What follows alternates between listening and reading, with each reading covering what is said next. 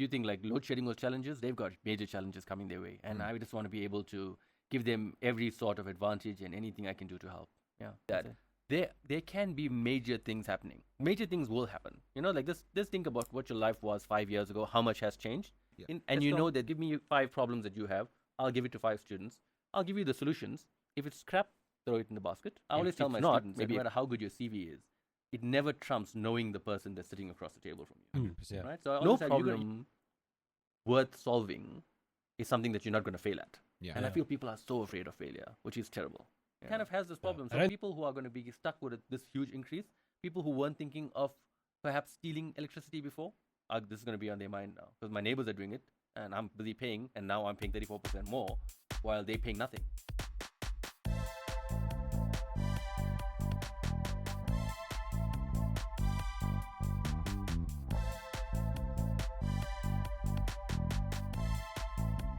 Good day, guys. Welcome to the High Level Podcast. Thank you for joining us again. We have a very special guest on tonight. This is the second time we're recording this.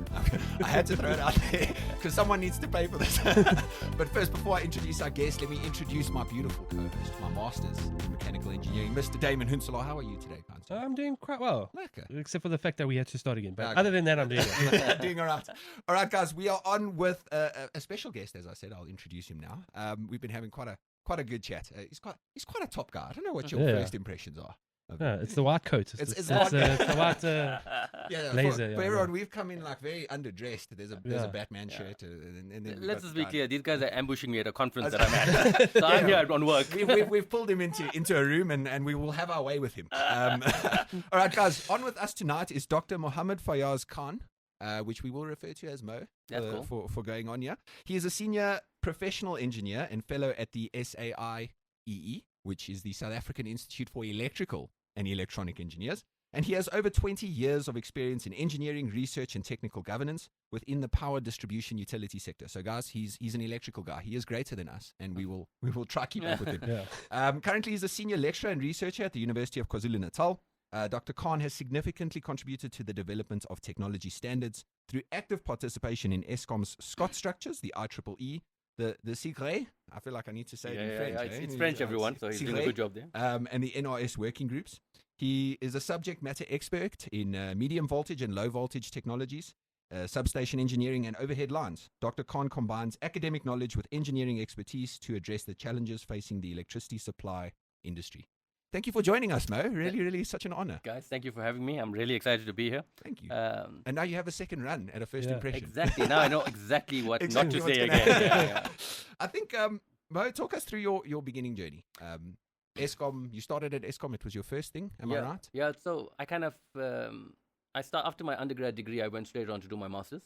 I did my master's in high voltage, and thereafter I joined Eskom. Initially, I would work in project engineering after my engineering training phase. Then I became head of project engineering for a while. And then I took on a job in 2007, which I really loved. It was in technology and quality.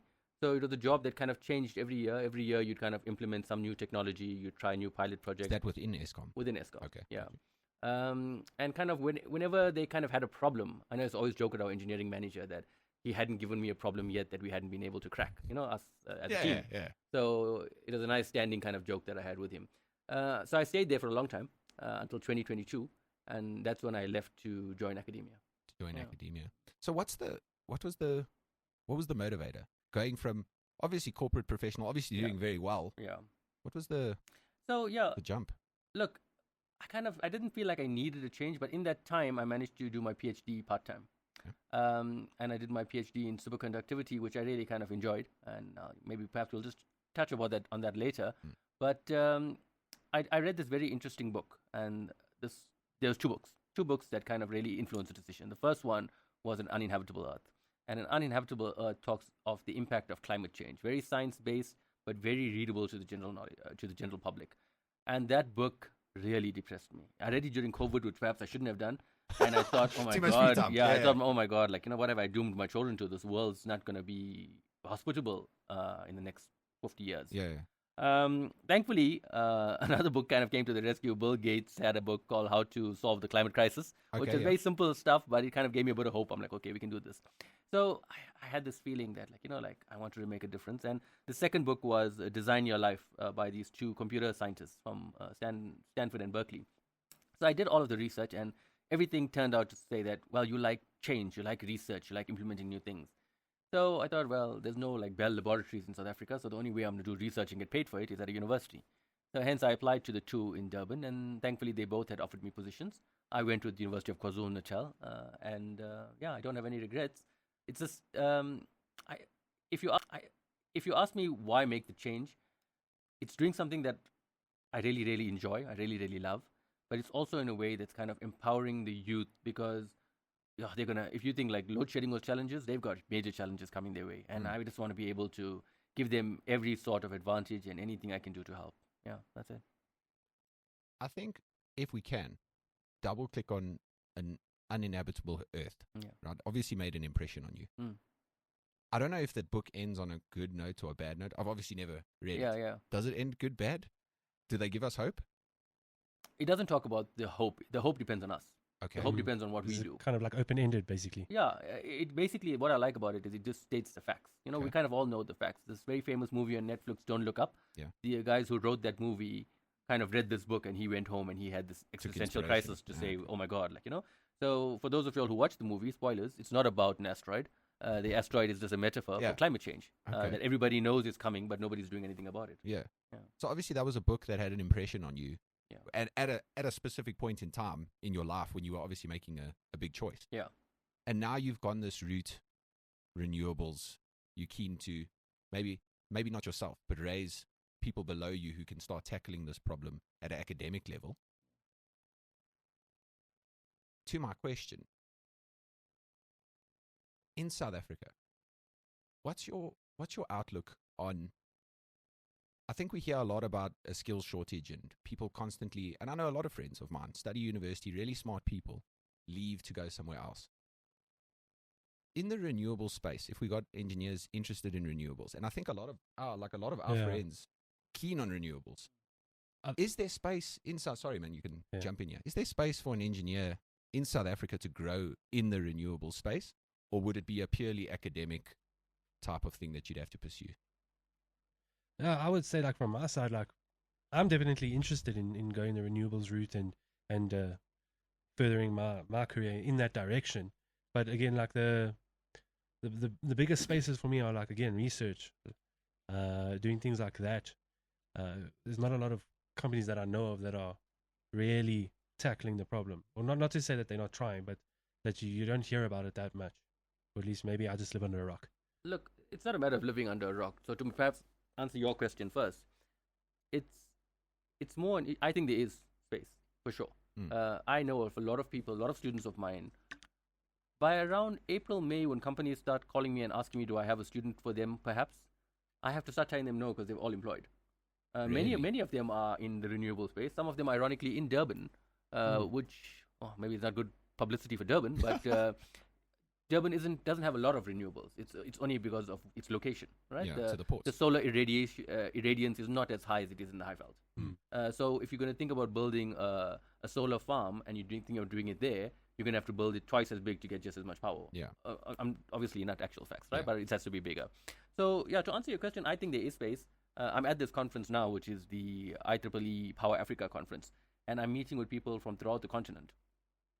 And today, the minister was supposed to be here, but he didn't arrive. But he had sent through his somebody to speak on his behalf, and they spoke about the supergrid, for example. I know you know of the supergrid. I've heard about it. You can maybe. Do you want to elaborate a bit on it? I wouldn't elaborate too much, just from the point of view that there can be major things happening. Major things will happen. Just think about what your life was 5 years ago. How much has changed? Yeah. And you know that these things move exponentially, right? And I'm saying by 2030, if we're going to call it 5 years. You wouldn't even recognize the spaces that exist. You didn't know ChatGPT was coming. Or AI, right? You didn't know that load shedding will end. Yeah. Nobody expected that, 100%. Right? Yeah. I mean, people were asking me, is load shedding coming back after the elections? And I'll be like, look, I saw the graphs. I don't think they're lying. I don't think they're burning a whole lot of diesel. So, but I never thought that we could last the entire winter without load shedding, right? So I'm just saying, things change very quickly. I believe that renewables have to be there. Green hydrogen has to be there. Electric vehicles. If anybody thinks that electric vehicles, I test drove one recently. I'm a car guy, I was very impressed. But it was also a bit unnerving because it's very linear. You just kind of press the accelerator and there it goes. But we'll have to have words later about your podcast on electric vehicles. There's a few things that we need to. Okay. We may have got a bit wrong. Yeah. Oh, is it? Okay. Yeah, I thought. I'm ready for it. Yeah, but in any case, those are the things that are going to come. It's just a matter of time. So you're right. Look, at my age, I don't expect to be at the vanguard of the solutions. But if there's any way in which I can help, and right now the only way I can help is not necessarily just with master's and PhD research, but even my undergrads will tell you that the amount of time that gets wasted in lectures where we're talking about stuff that is not particularly in the syllabus, but very important for them to know. They need to know what is the Sustainable Development Goals. It was one of the questions in their test. It was bonus marks, because I set tests like that. So the test would be out of 40 and 42 marks. So it's not part of your syllabus, but you need to know. I think we had the wrong lecturers. But yeah, in any case, so I feel like those kids, I always talk to them about professionalism, about the fact that there's no use thinking, let me make as much money as I can make if there's no place to spend it anymore, right? Yeah. So they have been blessed to have an intellect that allows them to be engineers, and engineers have to play a big part in terms of society's solutions going forward.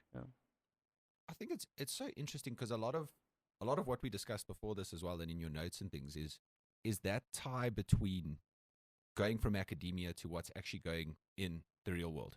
Obviously, you see the cutting edge, and even when we were at varsity, like you read all these papers about the things that are happening, and then you get to industry, and it's like 50 years behind. Look, that to me is one of the reasons. It's like my secret superpower. Yeah. Maybe that sounds egotistical, but you'll edit it. But in any case, my point is, if you think of me as standing at an intersection of a building, it's like academia on one end and industry on the other end, because I spent my formative years in industry. So I kind of have a very good feel in the power sector, at least. What problems do you guys have? And who perhaps on this side of the fence knows how to fix that problem? Yeah. And similarly, I now can see the cutting edge solutions you're coming up with. Oh, you can think of how to use AI to do vegetation management or using satellites. I know these guys who are spending a lot of money trying to figure that out. So maybe you two should talk. Link the two. Yeah, and I think exactly that. I think engineering is an applied science.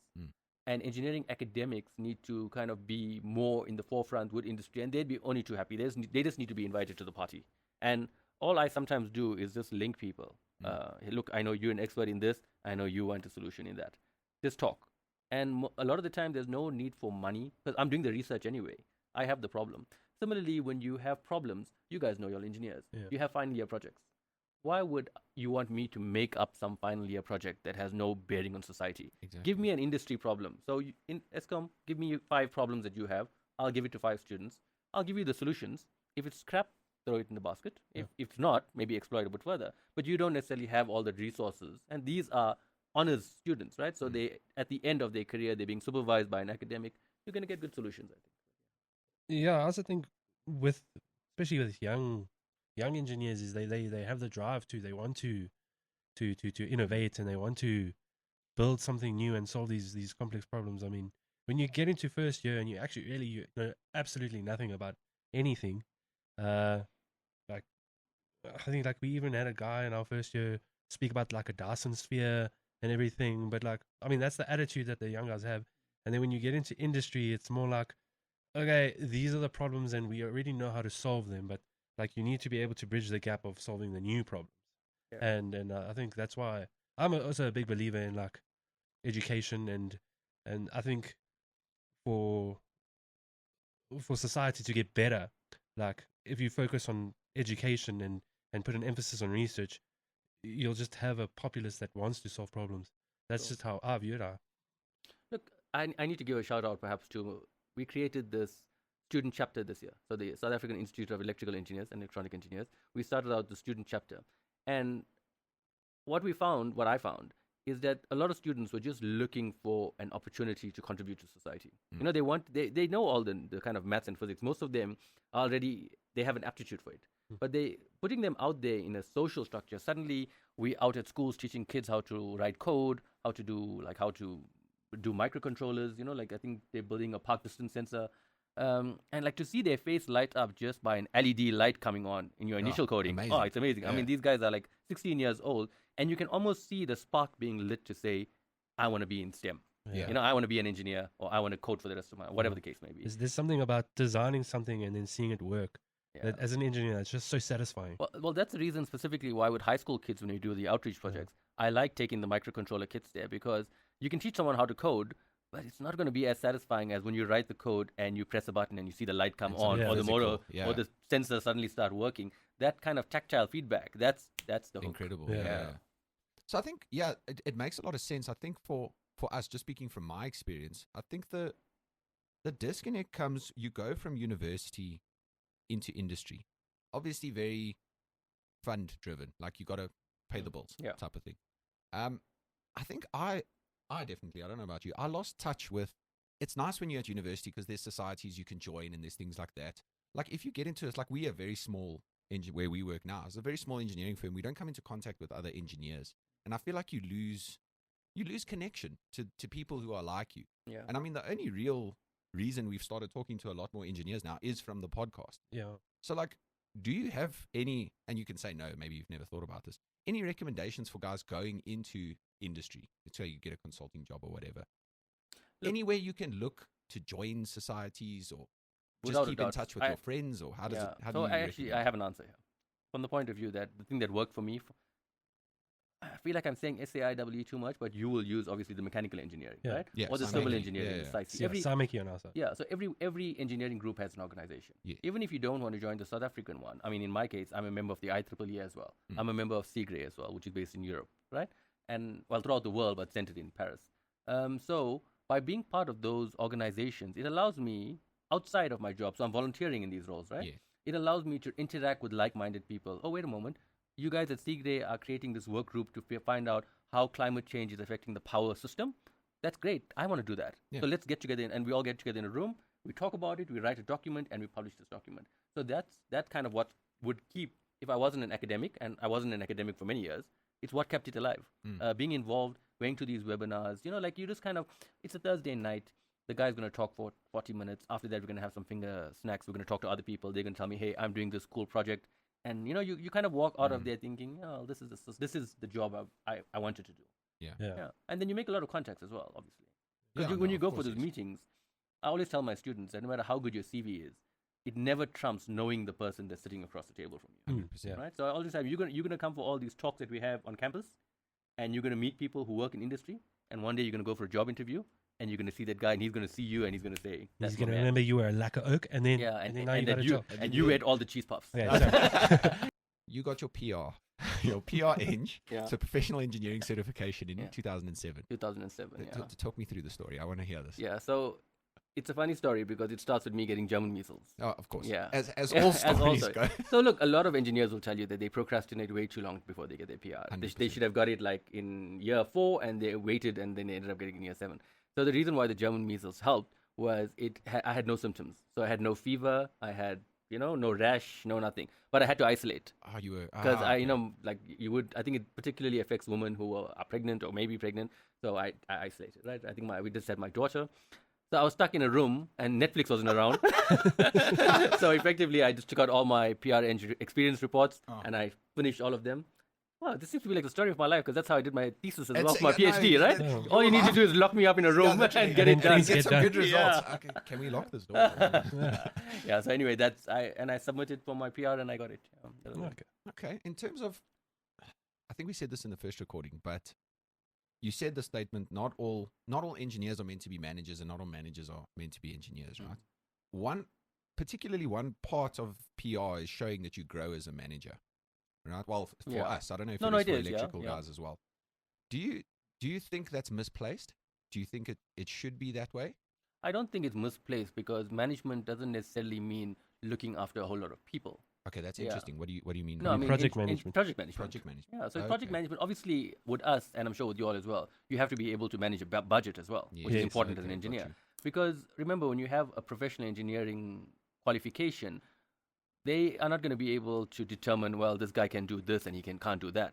So it has to kind of be a catch-all. So if they're giving you the title PR Eng, you have to show competence in being able to manage a budget and have some level of engineering management. Definitely. Okay. Yeah. Do you recommend? And this goes back to our conversation we had. I don't know if you know in Kululeku, he runs Polycraft. He basically helps guys a lot with GCC, but also PR Eng. Yeah. and he tutors a lot of guys going into PR now. Okay. Oh, goodness. A lot like Shabnam. Yeah. And he was saying he would recommend actually everyone go for PR. Do you share the same? Well, if you're an engineer, yes. Yeah, well, no, of course. Yeah. So if you're an engineer and you're going to be working as an engineer, in fact, I would tell a lot of my students, because some of my best students, much to my dismay, end up leaving engineering and working at banks because they pay so much better initially.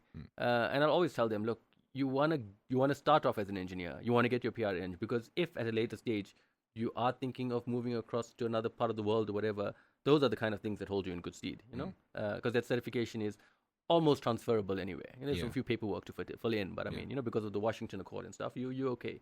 So my answer to that is that you definitely should, if you are going to be an engineer, get your PR eng, because when you are finally going to apply for a promotion, you're going to find that that's going to be the thing that they use, the hurdle that you have to jump over. Really? Most of the time. So in most kind of corporate jobs, in the parastatals, in ESCOMs and municipalities, etc., you wouldn't be able to be a senior engineer if you don't have a PR eng. Oh, yeah. Yeah. So that's the kind of thing that they use to, because otherwise everybody's going to apply for every job. Of course, yes. Yeah. And now, say you're going the academic route. Do you still see benefit? Value. Yeah, value in going. Look, PR? this is a long debate, and I suspect No. I'll make it brief. But I suspect there may be people who have different opinions. But I'm going to give my opinion. I believe that academics should have their PR eng. In fact, XI is pushing very strongly for all academics to have PR eng, especially if they are assessing graduate attributes at university. I'm not sure whether you guys had to do those GAs or ELOs back then before you finished. Yeah.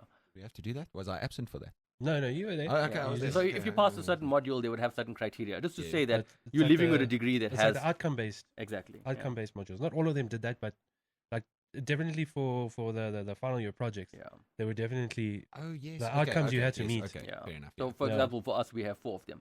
Now, I believe that it's important because if you are going to be assessing those, you need to be a professional engineer yourself, I think we discussed this again. I don't know whether it was the first take or the second take, but it's important to have that link between industry and academia, where you have the cutting edge and how you bring it out, etc. Yeah, it's important for academics to have a sense of what's happening in industry.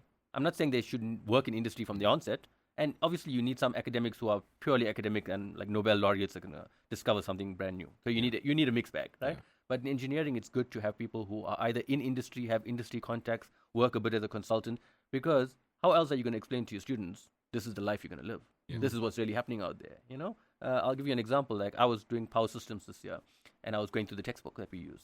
And I had to stop because this textbook is saying that in distribution networks, power flows in one direction. It comes from the transmission guys and it goes to the consumer. And I'm like, I can't let these third years go out with that knowledge because anybody with a solar panel on their roof is going to prove them wrong. So, things change. So you have to kind of really be on top of things. Okay, no, fair enough. I think getting back to the interesting question for me, where do you see the missing link here? So obviously we've decided now there is some sort of missing link between academia and what happens in industry. Is it just a communication problem? Are there bigger policy issues? Is it a funding thing? Look, I don't think there's a kind of magic elixir that's I can say it'll fix everything, because it depends on different industries, it depends on different institutions. There's a whole lot of things, right? But part of the problem is sometimes a communication issue, where sometimes industry thinks that something's a problem. I want somebody to do a PhD to fix this problem. And you can send the person there and we can fix the problem, but you're not going to get a PhD, because a PhD you have to add novel information into the body of knowledge, right? You're going to have to get journal papers published. And the industry problem you're bringing us isn't really that complex, unfortunately. Okay. So sometimes that's a problem. So that's one aspect of it. The second aspect of it is sometimes academics tend to solve problems that don't exist. Nobody wants a solution to it. Or they'll say, let me design this great new controller and show you how good it is. But controllers already exist in all your chart. I've been saying this a lot, and a friend of mine has said to me, when you come up with an idea, you got to ask yourself, is it a cool idea or is it a good idea? There we go. Yeah. Ironically, I'm presenting at a conference at the end of the month where they're talking about innovation in South Africa. And I use an example of one of my students' projects. And he found this project of a way of determining if somebody is stealing the pylons. So if he's using an angle grinder to cut it, right? Okay. It's not rocket science, but he's a 4th-year student, right? But he did it exceptionally well. So if somebody tries to cut it, he's able to detect that somebody's trying to cut this thing, and it sends an SMS and alerts somebody, here's this location of this thing happening. So I use that as an example in this conference that I'm going on innovation to say, okay, this guy's got something. We've got a problem with theft. Here's the stats that tell you what the problem is. Here's a viable solution that this young entrepreneur has come up with. Now, what does he do? What is he going to do with this idea? Yes. Right? And I take them through 3 scenarios, and all 3 scenarios are maybe 4 to 5 years before he sees any sort of income. Yeah. Right? Because National Treasury have this document on unsolicited tenders. So you can't go to Eskom and say, here's this great solution. Because they're going to say, oh, well, we have to check whether anybody else has a great solution. And if your solution is really great, and if your solution is great, we need to pilot it for a certain amount of time to figure out if it works. Now, how is a young entrepreneur going to survive while waiting for that to happen? Yeah. So I'm just using it as a kind of a case study to say, we're all talking about innovation, we're talking about the youth, but we need better mechanisms to support this. We need to figure out ways to support them during this period. I think that's so interesting because that's what we're going through at the moment. Is the link between us being able to execute, have the technology available, and getting it to market is so difficult at the RD&I level. Have you had any success in going from, let's say, final year project or master's idea or whatever to market? If not, what are the barriers? Is it like within the structure of how things are built? Is it a funding thing? Look, I've had some success, but from the point of view that I didn't necessarily I'm not looking to profit from it necessarily, right? So if I've got a student and I'm giving him a really good project and he comes up with this idea that's potentially going to save Eskom some money, like we had a student a few years back that designed a workaround to a problem that we had. This equipment was outdated and he just designed this thing and proved that it was going to work. And we just took it and Eskom, here's the results. Here's the thing that works. And then they just went and refurbished everything. So that came across nicely because it's a solution. I think the problem comes in when you try to, unfortunately, and that's what I'm talking about at the conference, when you decide to patent something. When you decide to patent something, that becomes very difficult because when you're selling a patent product to a municipality or to Eskom or to any government, the tender process allows for it, but under very exceptional circumstances. Why is your product so superior to everything else on the market? And if it is, I may need to write a specification so that I'm getting what I want out of it. But I'm writing a specification just for your thing. Because I can't buy it from anyone else, right? So it's kind of if you don't patent it, then you're kind of losing your IP. Anybody can do it better. Anybody can do it faster. It is a bit of a challenge. You're right. What is your advice to someone, whatever engineer? Say he feels maybe he's got a bit of an entrepreneurial spirit. He's come up with an idea now. Do you have any advice for the guy? Where should he start? Are there certain programs he can look at? Do you start with your supervisor and go from there, or what's your recommendation? So the university is one way of doing it, right? The university generally, I can't speak for all the universities, but I know at UKZN they have a program called Incubate, and what they would do is they would kind of help you flesh out your idea. So I would tell them, hey, I've got this great idea that I think is patentable. They will give it to a patent lawyer, and they will do a search and say, yes, we think it's patentable. Now, can you tell us how marketable is this? How good is it? And so we'll write a little report, but they hold your hand and take you through every step of the way. Obviously, for that, the university retains some of the IP. All right? So that's one way of doing it. So you sharing the technology with somebody else. It's good in that you don't have as much risk, in that you're not putting up your own money to talk to a patent lawyer, etc. Right? Then there's organizations like TIA, Technology Innovation Agency, right? So those are the kind of funds you could look at getting. They will say, look, we're looking for kind of innovation in this space, and you'll apply for that grant. So just doing a simple Google search on grants in the topic that you're looking for is something you can definitely, because there are people, I think you talked about like the EU bringing in the money recently and stuff like that. There are people who are willing to fund entrepreneurs, fund ideas, fund moonshots. Because some people believe, look, if I fund 100 moonshots with a little bit of money and one of them comes right, I made it. Yeah, that's how the venture guys make their money. Exactly. So those are perhaps the guys you're looking for. Is it? Yeah. Just out of interest, Department of Science and Innovation, what is their role in all of this? Because from the name, it would sound like they work very closely with universities. They help you guys innovate into market. Do you get a lot of interaction with them? Or I think it's the Department of Science and Technology. I've got whichever way, science, technology, innovation, whichever way it is. So, no, the Department of Higher Education works with the university. Okay, so they'll do So the Department of Science and Technology, ironically, if I'm not mistaken, they may be the co-sponsor of that conference I'm going to at the end of the month. So they do partner. They do have these programs. The NRF will come out to the university, for example, and stuff like that. But yeah, I think it's up to the academic themselves to want to get involved, because an academic is going to get paid whether he kind of does research or not. He just has to do his lectures, right? So you also have to kind of incentivize academics to say, hey, there's problems out there. Let's try, either you figure it out or empower other students to figure it out. I think that's kind of something. I don't know when you did your masters. Okay, so here's the story. Okay, so we started studying 2015. Okay. Then got the bachelor's 2018. Then I started my master's 2019. Yeah. Then that's also like when COVID hit. Yeah. I actually have a story, but I'll tell it to you off. There we go. It was regarding my one of my papers that I wrote. But so then around when I just finished my dissertation, I still had a paper to write, but then life happened, and I kind of had to take a back seat on the studies. I had to start working. I had to get a job, and then that was the job he was talking about earlier. It was I loved the job itself, but there was just some aspects to the job where I just had no time, wouldn't sleep, and like my mental health was taking a bit of a toll. And then Jonathan had told me, because we've been friends for a very long time, and he told me, no, there's a position coming up. So I said, okay, let me apply. Then this job gave me a lot of my time back. And then after a while, I was like, okay, I've managed to get my life back on track. I'm going to finish my master's now. And then I finished it, and then I graduated.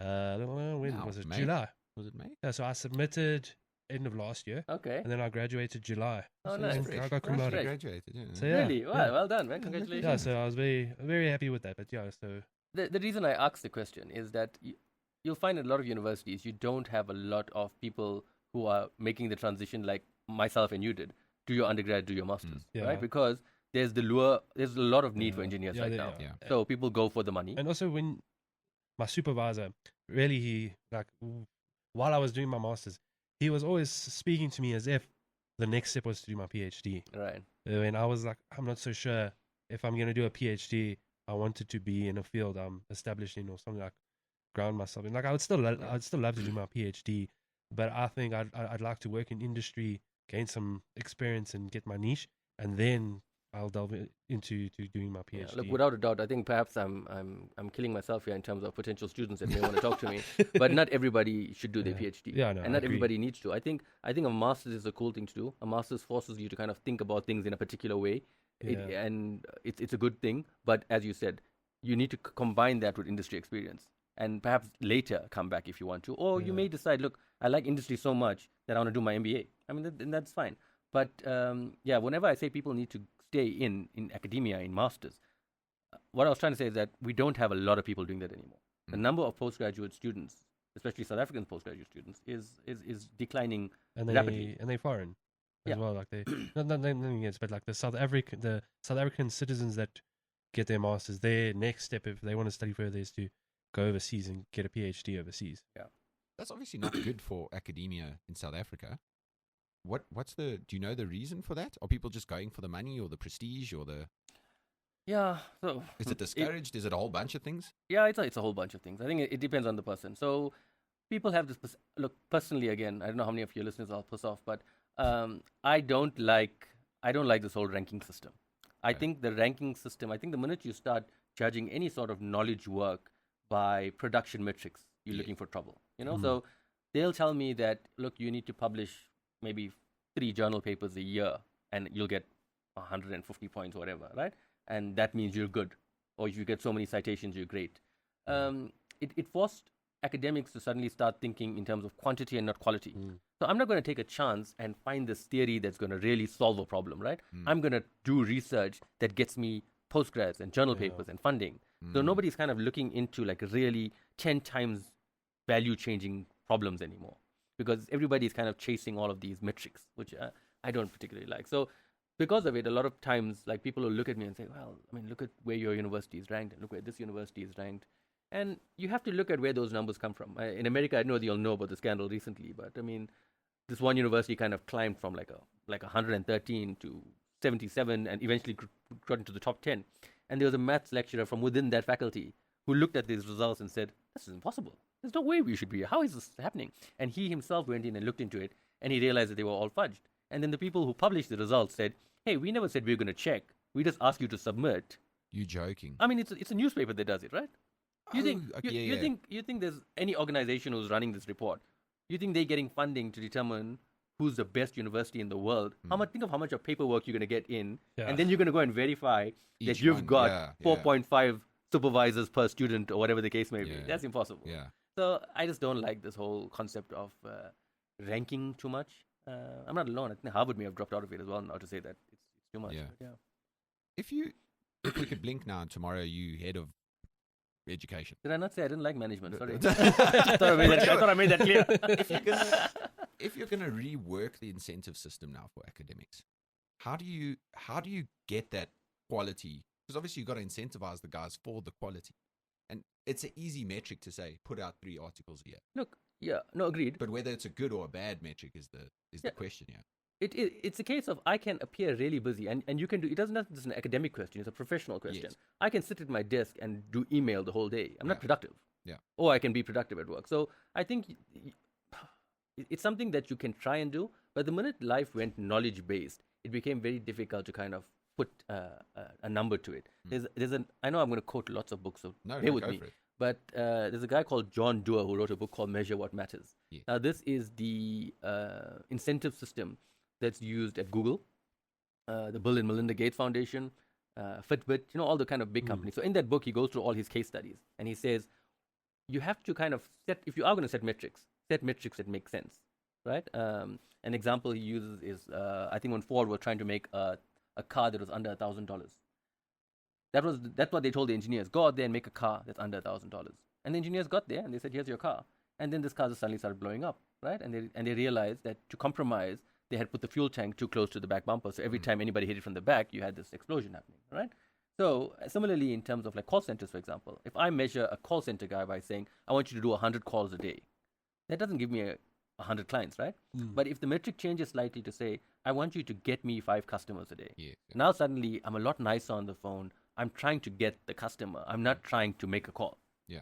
So, look, I don't know the full answer. No, of course, it's a longer discussion, but I think the metrics definitely need to change. You have better journals. You need to support them better. Obviously, people will take advantage of it, but that's you can't. That's human nature. Yeah. But like if you look at in like the UK and stuff like that in Europe, people go on tenure, even in America.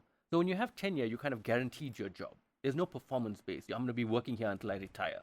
Now, when I have that kind of luxury, it's a lot better for me to try and focus on a really unsolvable problem because I'm allowed to fail for the next 5 years until I figure that out, because no problem worth solving is something that you're not going to fail at. Yeah. And I feel people are so afraid of failure, which is terrible.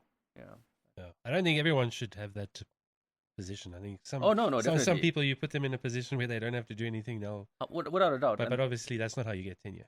Look, I mean, I think there is quite a bar to get into academia anyway. Yeah. So I think, I'm not saying all academics are not going to take advantage of that, but it's something that has to be managed, obviously. Yeah. Even the guys who are in tenure still kind of have to report to say, look, I'm publishing.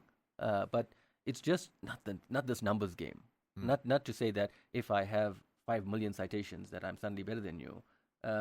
Because that's a whole different game. Now you have open access journals, which is really great, right? Because open access journals is the democratization of knowledge. If I want to know something, I don't have to be a member to a certain organization to be able to get that information, right? But they charge you. They charge you a certain amount of money, a lot of money, to be able to be published there, right? Whereas if you get published in a prestigious journal, you don't have to pay them anything because they're happy to have really good work in that journal. Yeah. But that's going to take you a lot of work and a lot of time to get there.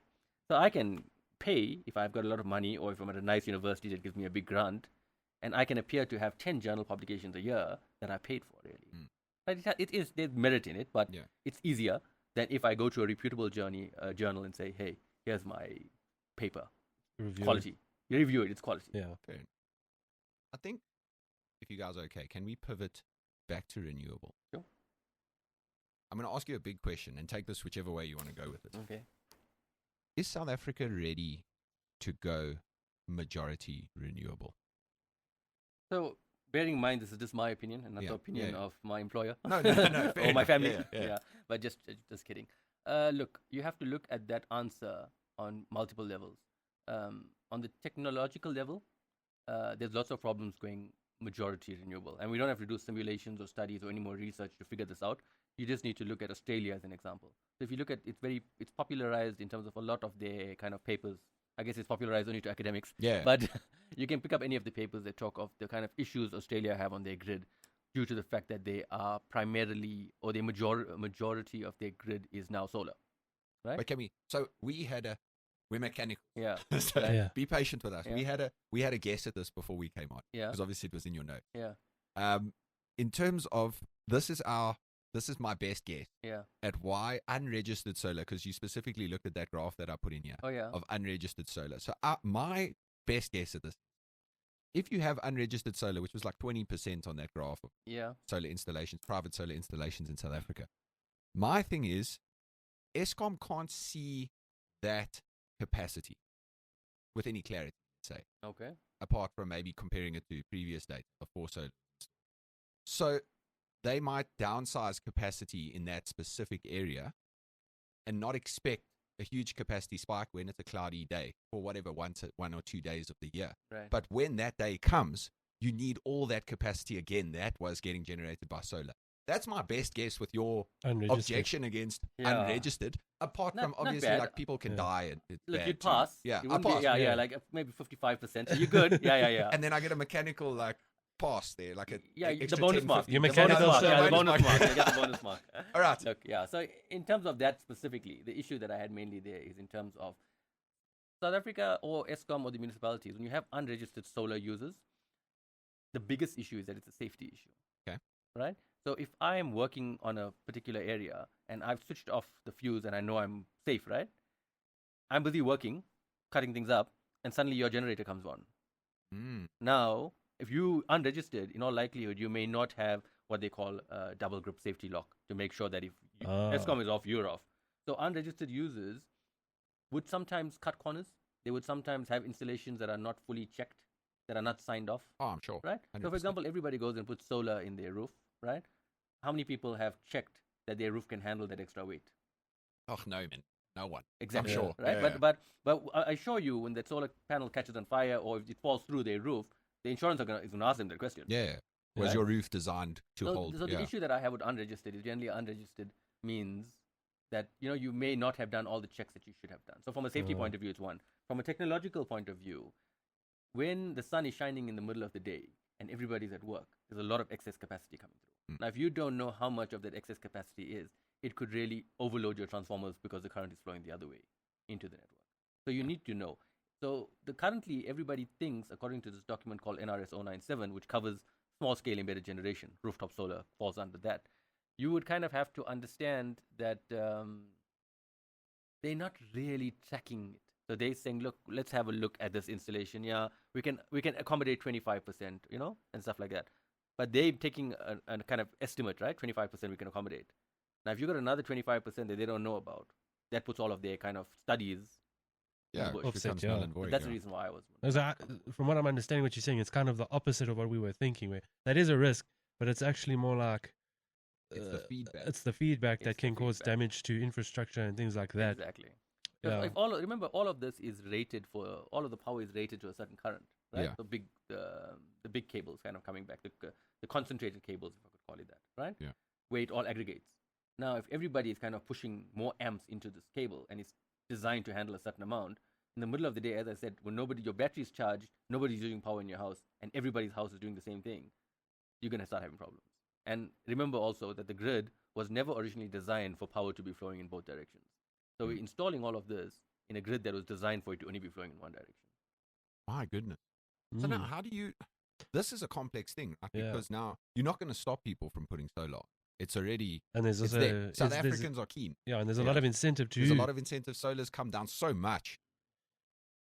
And we're not saying it's a bad thing, right? It's just registered. Yeah. How do you as Eskom now... Well, I'm not with Eskom anymore. No, I know you're not with Eskom. If we have to... How does the metaphorical you at Eskom... How does the metaphorical Mo at Eskom... Yeah. How do you control this? Is there even a way, apart from like... replacing the transformers and upgrading them? The fact that you have registered users means that there is a control in place. There is a control. You have to enforce that control. It's a social thing. It is a social thing. And it's kind of also what's resulted in this really terrible 34% increase, 34, 36, I can't remember. Somewhere there, yeah.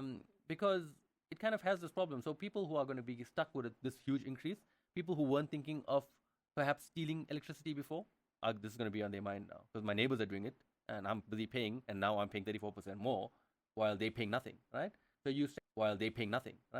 you sandwich by one side where you have these what we call non-technical losses, where people don't have any power and they're not paying for it, but Eskom is creating the power, right? And that percentage can go up. I don't know any official figures, but I mean it's sizable.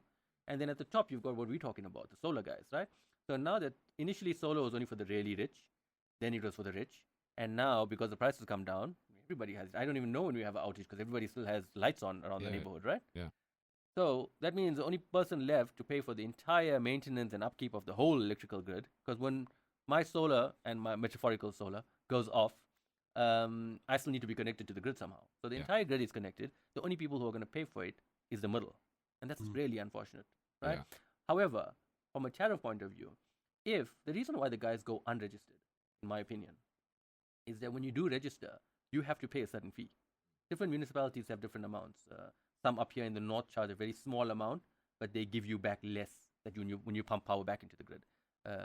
Some people in the south of South Africa, I'm just making sure I don't get litigated by specifying municipalities. They would give you, they'd say, look, pay us a lot of money every month, and we'll give you a lot for every kilowatt hour you give us back, for example, right? Okay. Now, when you go unregistered, you don't have to pay that 800 Rand every month. So why am I paying to the municipality 800 Rand? I want to sell to them because I don't make enough back. I put the solar in to save money. Now, why must I pay to have it? That's exactly. So that's that's the mentality. That's the reason they're going unregistered. Yeah. So it's a problem, and they need to kind of find a way to fix it. So the way you fix it is exactly that. You sort the tariffs out. You say, look, this is how much it's going to cost you. Register, and then we'll know who has the power, and we'll know who won't have the power. In that way, the utility. I know nobody wants to give Eskom money, but the utility also has another mechanism in which to make money. So I don't have to charge a 36% tariff. If everybody, the 20%, was it 22% of unregistered solar, if all of those people are making a payment, then that percentage comes down. Yeah. Because the application that Eskom makes to NERSA is very regimented. They basically, NERSA says you can charge for X, Y, and Z. Give us your figures and tell us what it comes to, right? And they do all of that, and they submit it, and then NERSA says yes or no, right? When NERSA says no, remember that has implications, because they've done their math to say, I need 36% to refurbish and maintain this network. For societal, political reasons, NERSA, assuming, says, okay, we're going to give you 20%. Now, Eskom has this decision to make. They need to decide, well, where am I going to cut that 14% from? What am I going to do? In all likelihood, you could say, okay, we can't not buy coal. We can't not pay our staff. So maybe let's not do all the refurbishment we planned. Yeah. And then you just end up in this hole, unfortunately. Yeah. I don't know if I'm going to sound dumb here, but in terms of like feeding back to the grid, so if I installed a solar system at my house, but it's generating in excess, then theoretically I can somehow give feedback to the grid, which would be feeding the people in my community. Then Eskom would be giving me some money for that. I'd still be paying the registration, but then I would be making some money off feeding back. Is that a thing? Just repeat. You've got solar. So basically, I've got a solar. Basically, is there incentive for me to put in a solar system and then have that solar system feed back into the grid? Yeah, there is definitely. That's how it works in a lot of the municipalities. Because then, in that sense, you're registering your solar system to Eskom and you're paying your fee, but then you kind of recovering some of that cost by feeding back into the grid your excess. Yeah. Okay. So that is a thing. The one other thing I want to say, which I wish the powers that be get the policy correct, is we need to start implementing what they call a time of use tariff. So during peak times, I mean, it's a really low hanging fruit in my opinion. Before you go to 34% increase, start implementing a time of use tariff. So if you've got your system in your house and you've got your battery charged, if Eskom decides to say, look, from 5 o'clock to 8 o'clock, I'm going to charge you 3 times, you can switch Eskom off and use your battery. Exactly. Yeah. And you're going to make your saving. And that's how you get your investment back, right? Time of use tariff will also force people, and we don't come to any solution, no climate change solution, no Eskom solution, no renewable solution, unless the public / the customers / the individuals, they have to come on board and be part of the solution and part of the party. People have to realize that the real low-hanging fruit here, before we go to the sexy things like green hydrogen and renewables and stuff, is simple energy efficiency. You use less, you need less. And I think people kind of forget about that. When I talk to people and they're moaning about the electricity bill or Eskom or load shedding or whatever the case may be, I'll be like, what have you done? And something simple like a geyser blanket, you've got a 3 kilowatt element in your roof. that you're kind of just letting like it leach heat, where there is a mechanical once-off 150 rand solution. But elbow grease. Yeah, exactly. Just go up to the roof and wrap this thing, take some duct tape, some hot water pipe. Those things are so easy to install. But I just feel people need to, it's easy to complain, but you need to also get involved. But I changed all my light bulbs. Oh, the 5 watts. So you went from 12 watts to 5 watts in the night. Now, I'm helping the environment. You are, but not your bill. Not my bill. Let's go to the sexy stuff. Green hydrogen, stuff like that. And we don't have to specifically sit on green hydrogen. In terms of, well, let's sit on green hydrogen because I want to be there. You can take it any way you want. In terms of how South Africa is positioning itself in the world as a renewable hub, let's put it. I see a lot of news reports about this. I don't know if it's what actually happens in the rooms when people are talking. I know you've been in some of the rooms where Ramagopa's been there and stuff. In one of your notes, it was actually so funny when you said Ramagopa said, it's lekker that you guys have done this, but you have nothing to show for it. I'm going to have to clarify that story because people are going to get a... Please so say it. I was privileged enough to be at a conference, and it was a political-ish kind of conference, where people were talking about green hydrogen and all the great stuff that they've done. Because you'd know that according to the green hydrogen policy, you're either going to have the two kind of corridors in the northwest with the mines and from Richards Bay to eThekwini. Yeah. So people were talking about, well, we've done a lot of good stuff and see how we've made it and stuff. And that was the first time I'd met the minister a week before he was appointed Minister of Electricity. So he was just a minister in the presidency. And I was impressed. I was impressed from the point of view that he kind of stood up at this conference and said, look, I don't know what you're talking about because these are all just kind of plans and what we could do and what we may do and how great it's going to be. You haven't done anything. Yeah. And I think that's important. If for green hydrogen, look, at this conference that I'm at, there's a lot of papers on green hydrogen. I'm here because one of my students is presenting a paper on green hydrogen. So it is part of the solution. It is not the total solution by a long shot. I mean, if you just look at the US policy currently, right now, green hydrogen is at standstill until obviously the elections because they don't know how that's going to go. Nobody wants to invest because they're not 100% sure where the policy will end up, right?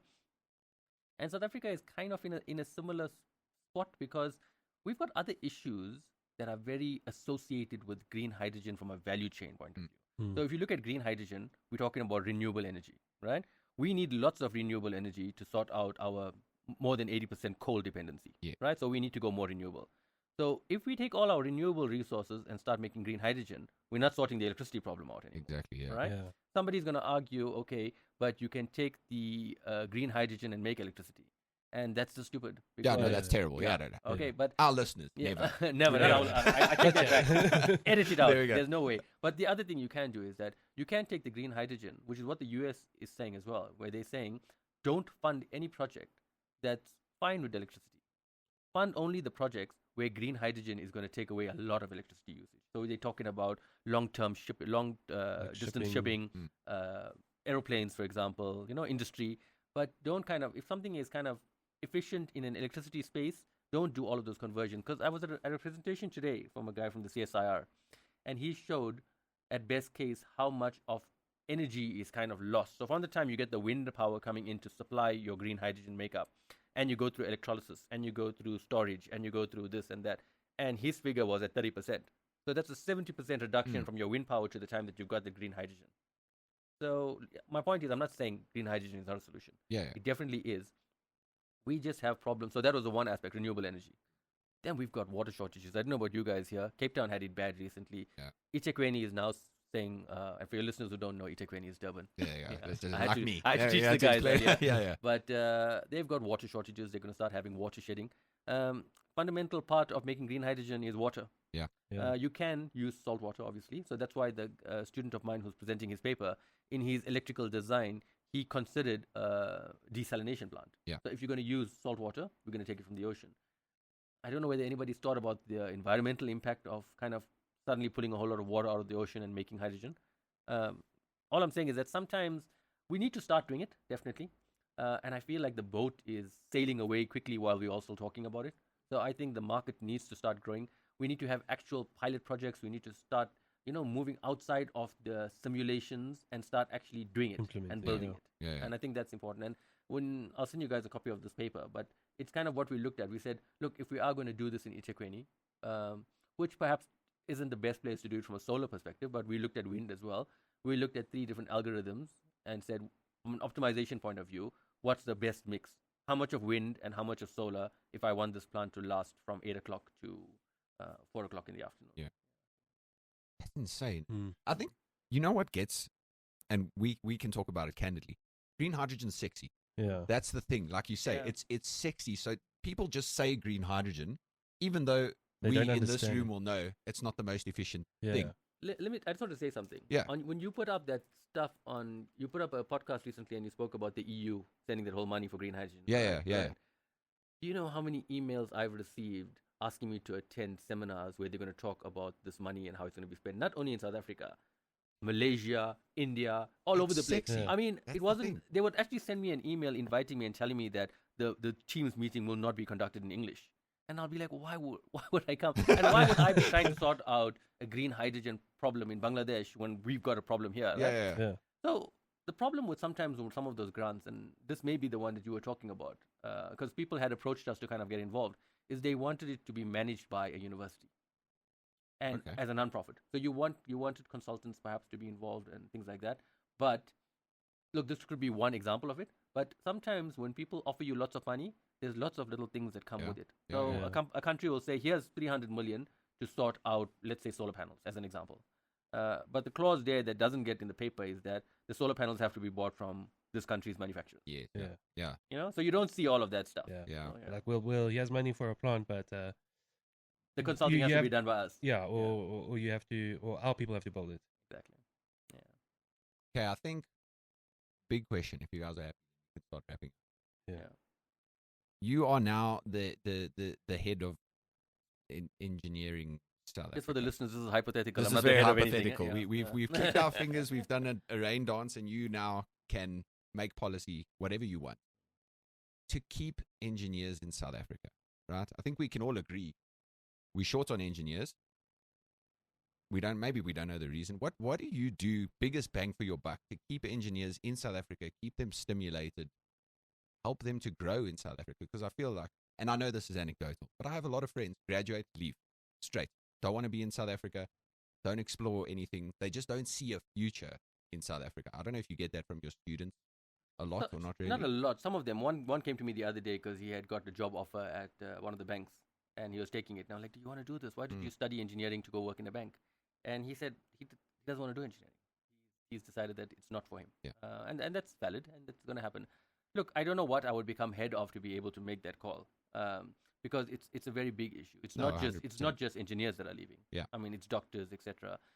People have to be able to feel that they have to have a dream, they have to have a vision, and they have to feel. And that's why I kind of may have mentioned it in this take, in terms of the fact that you can't do anything without getting the individuals involved. You can't, without getting the customer, without getting the you, me, and everybody to understand. Look, if you're stealing power, you're not helping much because perhaps the job that you have, that guy's going to close down because he can't afford the power anymore.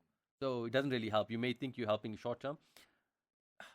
I suppose I'm going to sound like a communist here, but the problem is also if you look at the big kind of powerhouses in the Indias and the Chinas and stuff like that, they do what's kind of right technologically. We need to build this dam. We're going to build this dam, and this is the best for the long-term future of the country. Yeah. As South Africa, sometimes you get so caught up in the politics. That's kind of like, you know what, I know you guys talk about the session where you'll talk about what upsets you. But in terms of that, like, so I'd be able to complain, I'm going to go and strike. Oh, I think that the government of South Africa needs to answer for the fact that we have load shedding. Load shedding is really crap. And now load shedding is stopped and now there's a 36% increase. I'm going to sign a petition because I'm opposed to this increase. You know, just because it's politically, it's like to say this guy is bad. But everybody is looking for, and that works not only in politics, it works in management as well. So if it's my job to not have load shedding, hypothetically, thought experiment, right? I'm in charge of a power station, and my boss said that if I don't have load shedding this year, that he's going to be happy, I'm maybe going to get a bonus, and everybody's going to be happy, right? Now, I don't have load shedding this year. I sweat these generators to the maximum. Push them to the I edge, don't have any refurbishment, I don't have any maintenance. Come next year, my boss is thrilled with me. I get my bonus, I get a promotion, I'm gone. Right? The poor sod who gets the job next, it's his problem. He's got a generator that's going to blow all the time. Right? So that's, to me, if I could, I can't be a head of anything. I'll have to be like a fairy to kind of, change society. Because people just have to kind of start thinking long term, start thinking about society. Because if we all still keep this kind of narrow vision of like, let's just figure out tomorrow. And I understand. I mean, maybe I'm privileged. Maybe like I can have this opportunity to think about the future and stuff like that. But I just feel that there are certain things that we need to stop. Things like the community needs to come together. Yeah. And we've had examples where we've done that at Eskom as well when I worked there, where you kind of engage with the community leaders to kind of say, look, this is kind of getting out of hand. Could we maybe sort this out? And when that happens, things change, because when you have tampered meters, when you have illegal connections, and you have unsafe connection, I've been to investigations where we've had little kids who were killed because of illegal connections, right? Really old grandmothers, for example, because the meters were bypassed and the protection didn't work. Those are terrible meetings to be at. But when you kind of use that as a learning experience for the community to realize, look, these are the consequences of this, perhaps it'll make a difference. And I don't want to say that only the rural poor communities are stealing, because that's definitely not the case. Not true. Yeah. So similarly, people, the capitalists, it's not always about the bottom line. Yeah, I think it goes back to what you were saying, measure the right thing. 100%. Yeah. Because in your example with the generator, the measurement was how long are my generators running for, but not how well are they running. Yeah. So if a different metric was used, then you focus on, okay, how do I make sure I have 6 generators? Okay, fine. Or keep 5 running, maintain 1. When that one's ready, switch over. That kind of mentality. And you also need to kind of figure out and the biggest decisions that need to be made. I don't think personally that the 36% increase is going to be granted. I don't think South Africa has the political will to do that to the country, right? Because when you do that, I mean, what part of our demand has gone down, and that's because industries have closed down. That's just the reality, right? So the interesting aspect of what comes next to me, the thing that kind of was going to keep me up at night, is what are they not going to do? Yeah, exactly. So now when you don't get this increase, what are you going to say no to? The easiest thing to say no to, if I tell you, you're either going to have to eat food tonight or feed your family for the week or do the service on your car. One or the other. You only have money for one. It's an obvious choice, right? Yeah, no, 100%. So everybody's going to always defer maintenance. Yeah. And that's always something that's going to come back with interest. Because when you look at Eskom and how they're doing, and we have to take credit, give them credit, they've done a good job right now. No, 100%. I never would have, at the beginning of the year, I never would have given them this. Their energy availability factor is up. Their load, I mean, we haven't had load, I don't know how many days now, I stopped counting. It's 197 today. Imagine that. Can you believe it? Yeah, that's insane. So, you have to give them credit. They've done a good job there. Yeah. All right. Well, thank you very much for that. Excellent. I think let's head into a bit of the personal stuff, because I mean, none of this has been personal, right? I think you have a very interesting answer to this, but I'm interested to hear your expanded. If you could go back to the start of your career, obviously hypothetical. We're very big on hypotheticals. This is like a podcast on thought experiments. Is there anything you would change about the way you did it, how you did it, what you didn't do, maybe? Is there anything that comes to mind you would have changed as an engineer now? Yeah, I have to admit, I feel as if though everything, looking back in hindsight, everything seems to have happened for a reason. I like the amount of industry experience I had. I love the projects that I got to work on when I worked, in these different work groups where we wrote these standards, etc. They all kind of equipped me with a certain skill set. That skill set is a bit unusual in the academic space, in that there aren't many people who choose to become an academic at 45. You don't choose a total career change at this stage. So, a short answer would be I don't think. I think everything would happen for a reason. Back then, I wouldn't have thought that, because there were jobs, for example, that I may have thought I want to apply for, positions I may have thought, maybe I should do this. And when those doors closed, at the time, I would have thought, oh man, why? It's so unfair. But looking back, had they opened, I kind of wouldn't have been sitting across from you today in this lovely position. Yeah. So, I doubt. The one thing I'd maybe perhaps like to tell people is to just to take the time to kind of live this deep life. It's popularized by kind of authors like Cal Newport and Adam Grant, etc. Don't kind of always search for the end or to try and figure out what I'm, I need to do this today, and once I finish this year, then I'll get back to my normal life. Yeah. I feel that you'll always be chasing the trail. So I think, this as advice to you, perhaps young engineers out there, just take the time to enjoy your life. It's not a race. You don't have to kind of immediately start your clock and at 3 years apply for your PRN. It's more important for you to have the right skill set. It's more important for you to have the right knowledge, the right kind of experiences before you do that. I think that takes me, just as you're speaking, I can't remember who was saying it, but he was saying, it's a common saying, but the way out is through. You know, you got to go through like you say, the hard thing. You had no idea that this is where you would end up. Oh, no, definitely. Yeah. But I mean, when you look back on, maybe we look back with rose-colored glasses, but I mean. I had applied for a job in 2009, very ambitiously, as the director of energy in the Department of Public Enterprises. My goodness. Right. And that was before load shedding became a big thing.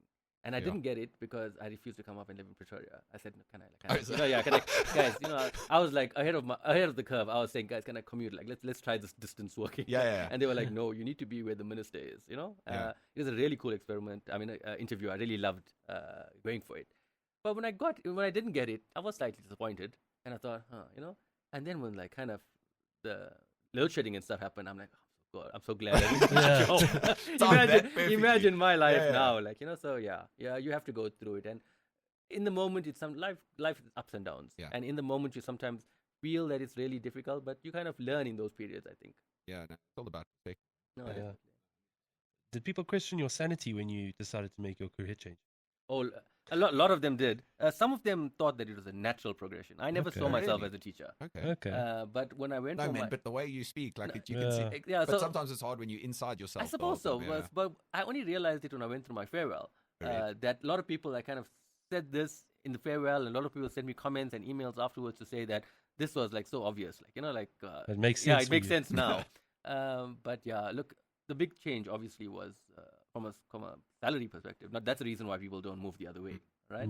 But what people didn't know, and although it didn't go around in WhatsApp and stuff a lot, is at a certain level of ESCOM, people weren't getting increases, right? Oh, really? Let alone bonuses. Yeah. Sure. So people always talk about the ESCOM bonuses, but for many years, ESCOM bonuses were non-existent at non-bargaining unit level. Yeah. Right?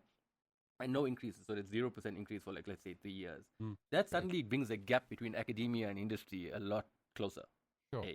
And then, so they did question that, but being in academia also allowed me a chance to kind of do something I'd wanted to do. So I started a consultancy as well. So the university doesn't necessarily discourage you doing consulting work. So they allow you a certain amount of time. You have to apply for it and stuff like that, obviously, and say, look, I'm going to do so many hours per week, blah, blah, blah. I'm not going to use any resources, or I am going to use the resources. And if you're using the university resources, you give them a certain percentage. But that kind of really allowed me an opportunity to kind of go into the market. So, you asked a question earlier, and I think I may not have answered it properly. Because of that consulting work, I know that there's a lot of work out there. Because I know how much of... maybe we should edit this out, because it sounds egotistical, but in any case, I know how much of work I'm turning down. Because I don't have more time. Yeah. Right? And it also... But the cool thing about it is, it allows you to pick your work. Like, I recently did this lovely work for this organization called the Localization Support Fund.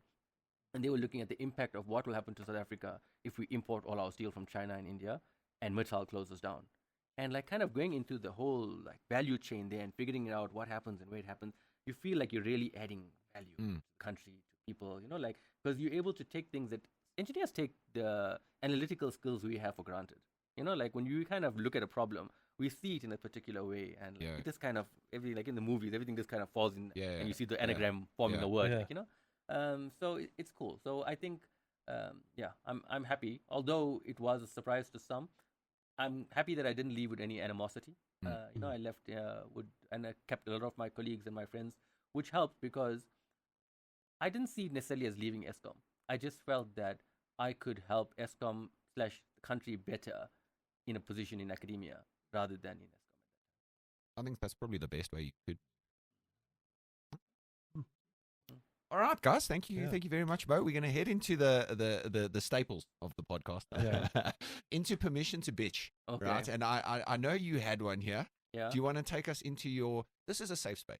You don't have to be. I wasn't sure whether I could use the word. That's why I kept quiet earlier. Of course you can. I used what word did I use earlier? No, I'm not sure which one. If you heard how we speak in general. It's pretty turned down for us. So this is a safe space. Mo. You can bitch as much as you need. We're here for you. Yeah. Tell us I've already talked about the whole kind of rethinking of academia, right? Yeah. So that's the one aspect of it. The other aspect that I'm seeing a lot, and perhaps any of your listeners who are parents need to think about this, is just take it easy on your kids. Because I think parents are pushing their kids way too hard. I'm seeing it at university where kids are starting to burn out. And I'm not a psychologist, But I can only imagine that one of the possible reasons could be is that they're starting way too young. Yeah. Just kind of, I often ask parents who kind of ask me for advice and stuff like this. Should he do this? Should he do this advanced course? Should he go for extra lessons? Yeah. And I'll just like, how much of time, when you were that age, how much of time did you devote to your work? I understand it's a different game now. I understand that you have to be top of your this thing. But if at the end of the day, you don't have a balanced life and your child's not happy and they burn out quickly, you're not going to get to that destination that you think you need. Yeah. Yeah, no, that's true. Because I mean, even when I was a kid, which wasn't that long ago, I know I look older than I am. I mean, but I had time to do nothing. Like things were boring at a point. Like I feel like kids don't have that anymore. If you really look at research, so I think David Epstein wrote a book called Range, which is a must-read to anybody. Okay. Really, the book is called Range: Why Generalists Triumph in a Specialized World, and he looks at like actual examples and cases and says all of these people didn't just do this one thing, but the reason why they became the Roger Federers of this world and etc. The reason why they excelled, why they got Nobel Prizes, etc., is they were allowed that time to be with themselves, to play, to allow their brains to kind of develop different neural pathways. Yeah. If you kind of think that it's all regimented and knowledge work, and then you wonder why we're not creative anymore and why we don't come up with any more innovative solutions, it's because we kind of only kind of teaching people that this is what you need to do. STEM is important. Everybody does maths. Everybody does technology. Everybody needs to start learning to code from grade R. Yeah, right? Exactly, yeah. But they're kind of losing the soft skills like the arts, for example. So like, I hope I'm right here, but the word trivia is derived from Greek. Okay. It's the three knowledges.